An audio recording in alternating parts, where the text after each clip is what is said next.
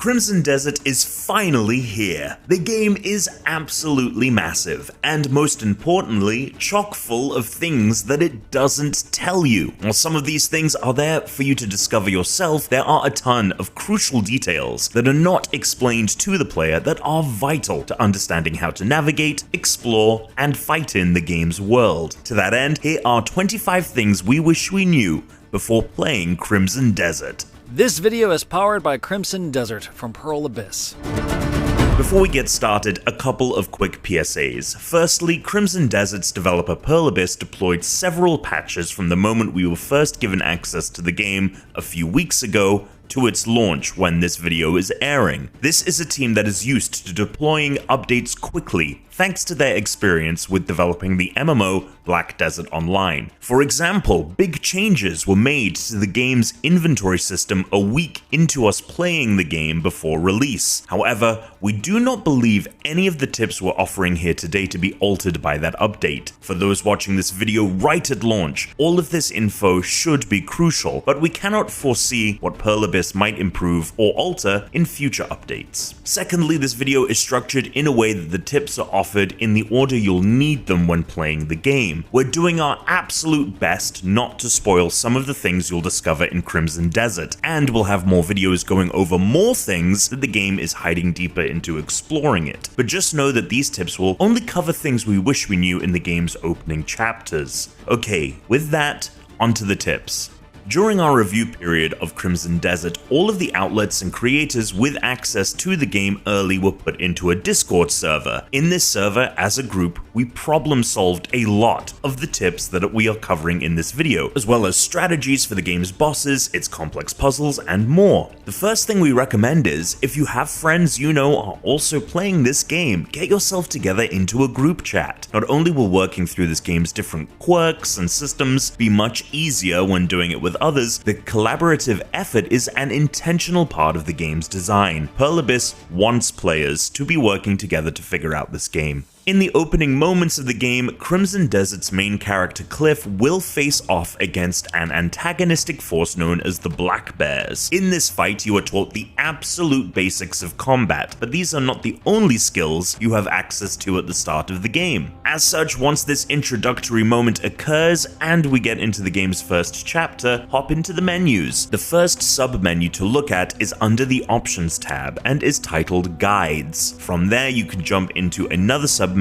Controls, which tells you all the basic controls you have that are not explained in the game's tutorial. Next, tab over to Skills. There are several skills you are outfitted with from the jump, such as being able to grapple enemies or stab them, that are, again, not told to you outside of looking at them in the skill tree, so make sure to look over everything you already have unlocked in here. There's a lot more to understand with all the various skills, so much so we made an entirely separate video, including which skills to invest points into first, so do go check that video out as well. A lot of things you can do in the game, including skills, are actually unlocked by observing them happening. While some are a part of quests, many just happen as you explore the world of Pywell. As such, always keep an eye out for an Observe pop-up occurring in the bottom right-hand corner of the screen. If that appears, that means there is something happening in front of Cliff that he can focus his attention on by pressing L1 or left bumper on the controller. Continue to hold the button as the learning progress is made, as indicated by a pop-up in the top left corner, and once complete, Cliff himself will now be able to perform that action. There are even some skills in the skill tree that can be learned this way, negating the need for you to spend resources to unlock them, so eyes up, Greymane.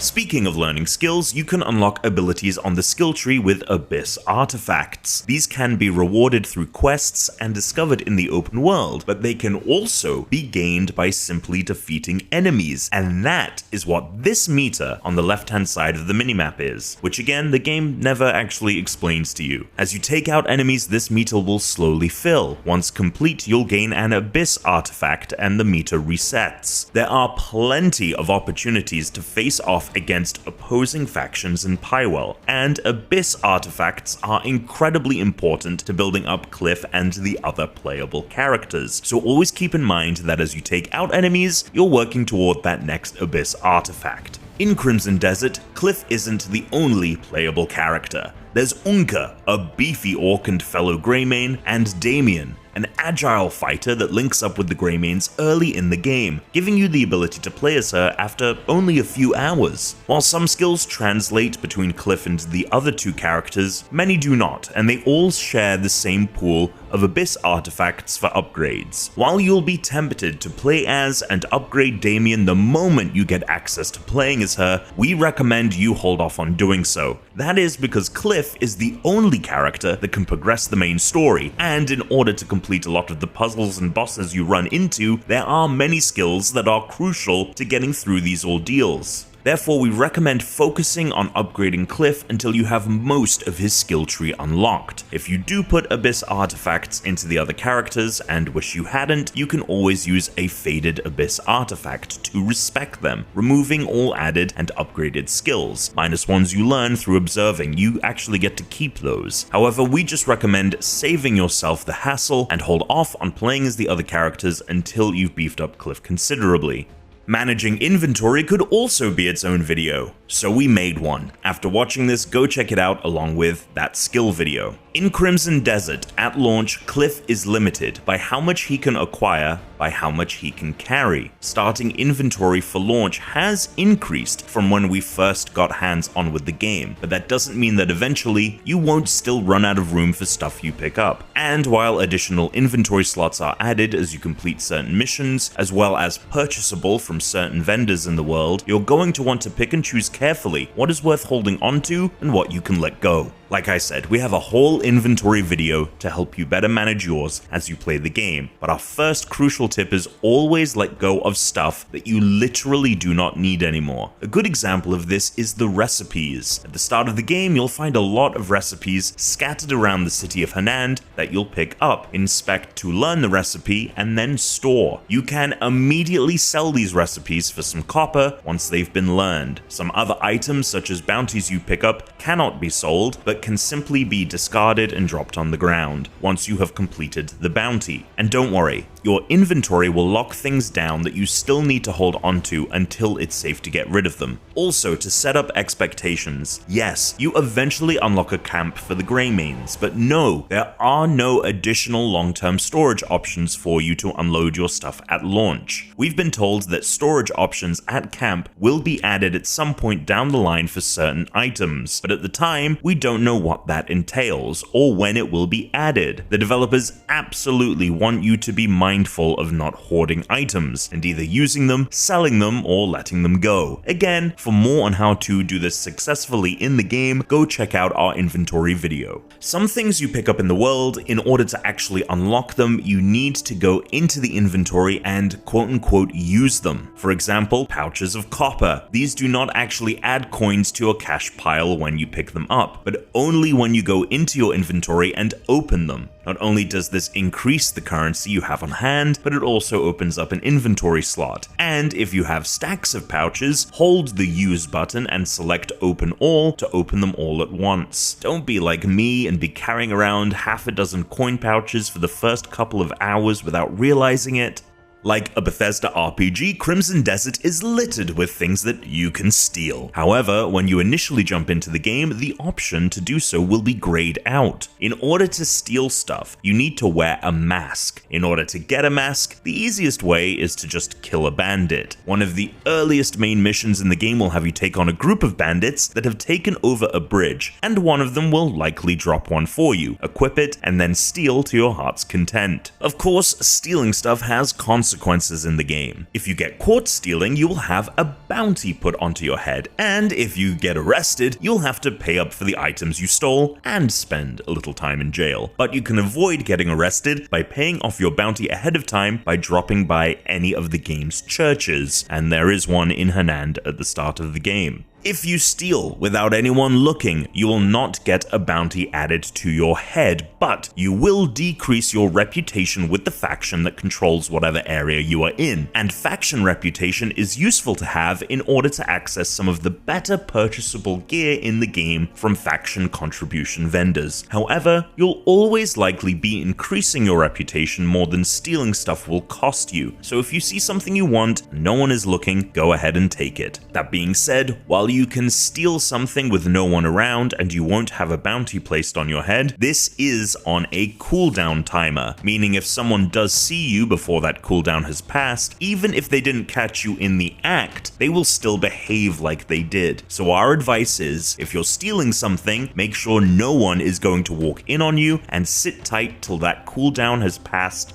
before moving on. Money, as you can imagine, is an incredibly useful resource for a variety of things in Crimson Desert, and there's a really great way to make money early in the opening hours of the game. In Hernand, there is a bank, which you can eventually deposit gold bars into to accrue interest and have your money make you more money. As you can imagine, this bank is heavily guarded, except for a single room. As long as you have a key in your inventory, any plain key in Crimson Desert can open any door that requires a basic key, you can walk into the room across from the bank teller. Once the door is closed, you will be all by yourself and can pillage all the various chests and lockboxes. Ultimately, you can pilfer about 75 silver from this room, which in the long run isn't a ton of money, but it's a nice sum at the start of the game as a foundation, and will allow you to easily purchase all the better gear on offer in the town. Okay, enough stealing. Let's talk about buying stuff. Some of the first things you are going to want to buy with the money that you earn are some of the better armor and gear at the various vendors in Hernand. However, for some reason, not all of the items you can buy from them are actually in the inventory on offer when talking to them. For example, one vendor in Hernand had better gauntlets for sale, but they were only available when actually looking at them lying on their table, and I was able to directly purchase them when focusing Cliff's attention on the item. A lot of items at different vendors can only be bought like this, and are not available from the inventory window when speaking with said vendor, so definitely do some window shopping anytime you enter a new vendor's establishment. Like I said, if you pick up a key simply labeled key, which can just be found in the open world or obtained primarily from felled enemies, they can open many of the locked doors in Pywell, unless that door requires a specific key. However, even if you don't have any keys on hand, there are usually alternate routes into locked locations, and many times you can just climb up to the second floor of a building and open up one of its windows to climb inside, unlocking the locked door to the establishment permanently by opening it from the inside, negating a use for a key. Do be careful, however. If you walk up to a door that requires a key, and you have one in your inventory, it will unlock automatically and use up a key without asking you. So if you have somewhere specific you want to unlock, like that room in the bank, best to go do it as soon as you get your hands on a key. Speaking of climbing, when you need to get up a large cliff face, don't start climbing from the bottom. Don't even use the Axiom Force with its level 2 aerial maneuver you can unlock to hoist yourself to a point. Your Force Palm ability, which when on the ground can be used to push things in front of you, when you jump can actually be used to push yourself up higher into the air. So if you have a big wall you need to surmount, jump. Force palm 3 times by pressing in the right thumbstick for each instance, then press in the left thumbstick to axiom force to the wall, and hit the jump button twice to pull yourself toward it. You need to have also unlocked this skill. Check out our skills video for more info. This way you can surmount a really tall vertical climb by spending much less time and stamina than if you had just started climbing from the bottom. You can also launch like this directly from your horse.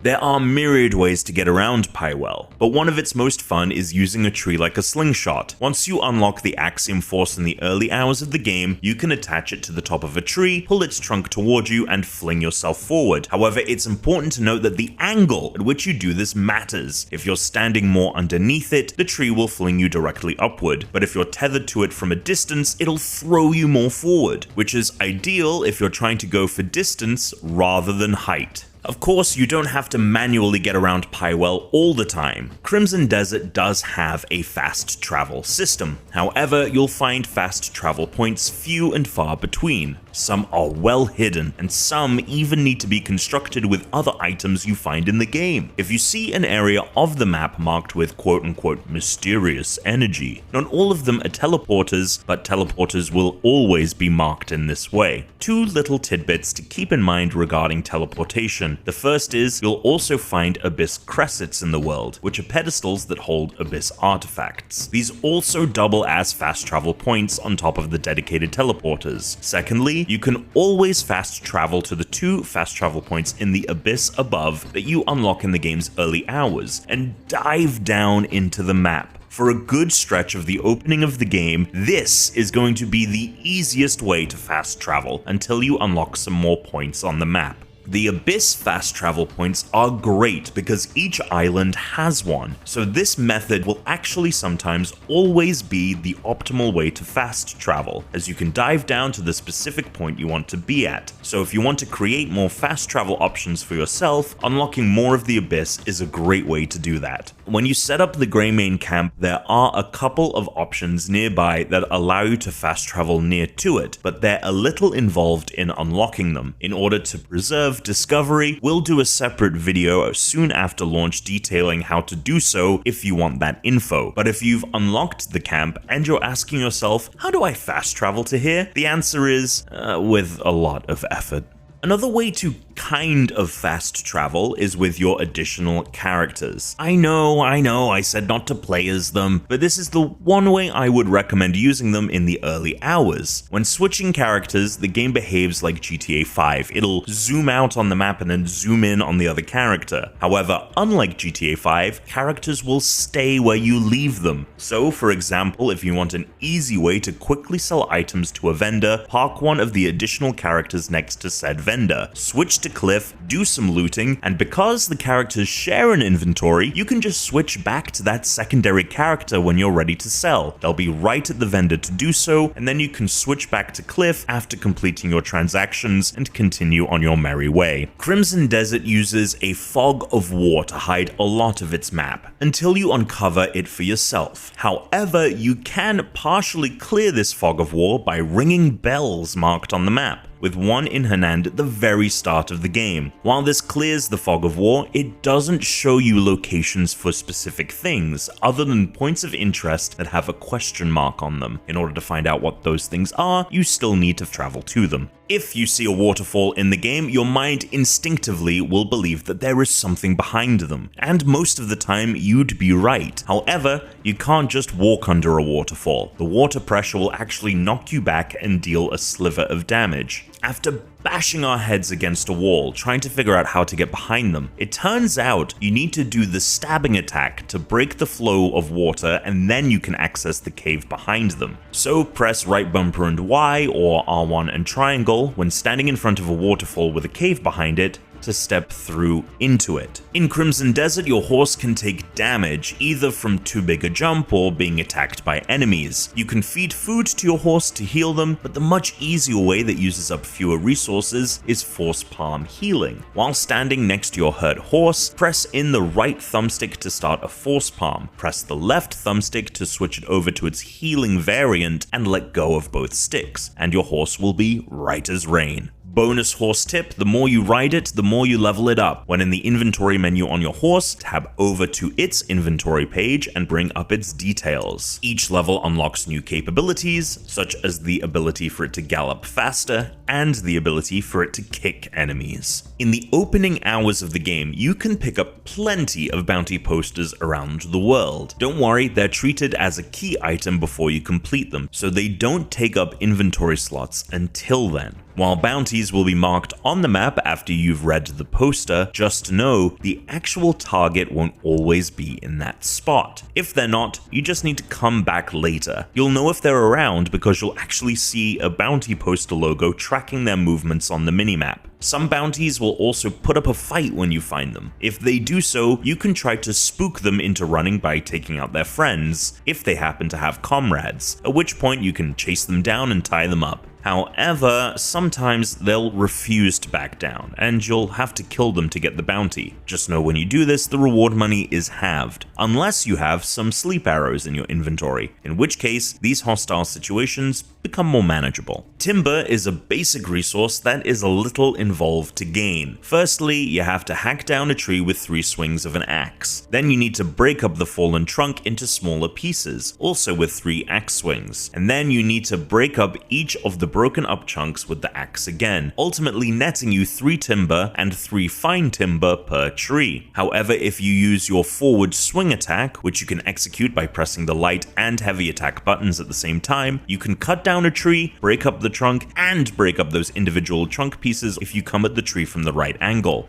Do keep in mind this will provide you with timber, but not fine timber, which is needed for more advanced crafting. Bonus tip, this ability also works great in taking down watchtowers where enemies are shooting from. By default, Cliff will wield his sword and shield, but you can dual wield in the game once you gain additional weapons. To do so, hold the left D-pad button to bring up the equipment wheel, select the shield, and you can cycle through to your weapon of choice. While this will reduce your defense stat, you can still block and parry while wielding 2 weapons. Fishing is a side activity a lot of people in the review period struggled with early on. There's a couple of tricky moments here. Firstly, in order to hook your fish, you'll need to wait for a prompt in the bottom right-hand corner of the screen. Lots of people miss this in the review period. Then, once you have them hooked, the fish will resist. You should not be trying to reel it in while you are fighting it, otherwise you'll break your rod. Only once you've tired the fish out and it's no longer fighting you, should you attempt to reel it in. But you should also make sure there are no obstacles in your way when doing so. If a rock gets between you and your fish, the line will also break. If you're having a tough time fishing, know that you can also just wade into sources of water and just snatch them up with your hands as well. Most weapons do not break in Crimson Desert. There are exceptions, but they do lose their sharpness over time. In the game, you'll find grindstones, and while they might look like they're just decorative, you can actually interact with them and sharpen your weapons. Weapons at peak sharpness do more damage. The same goes for armor. Most armor doesn't break, but will degrade over time, so you want to use anvils you find in the world to keep them in tip-top condition. Usually, if you're having a tough time with a boss fight, instead of simply retrying, you can give up, and it'll respawn you nearby at a small encampment that has a grindstone as well as some healing items. Sometimes, however, you'll have boss fights that do not provide this luxury.